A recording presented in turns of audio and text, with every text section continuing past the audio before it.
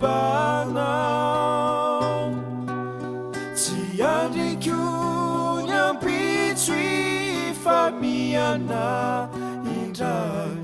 iary faly ny fokosignanao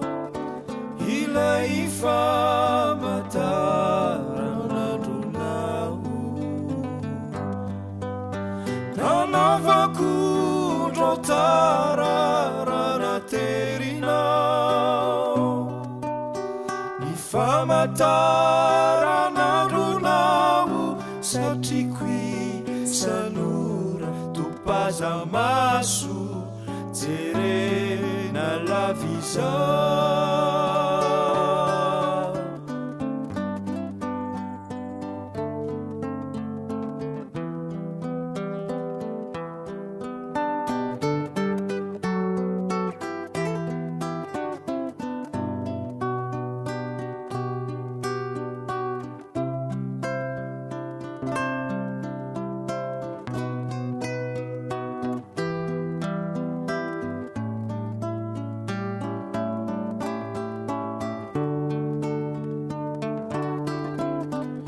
tsinjokoarytsapako tsara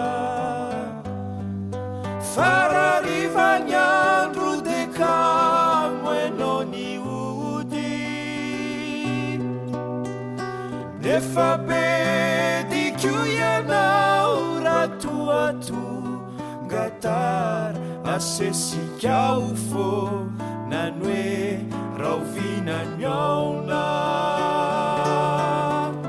fa tsy andriko ny ampitso hanaterako anindray ny akanjo banao tsy andriko ny ampitso ifamiana indray iary faly ny fokosignanao iary faly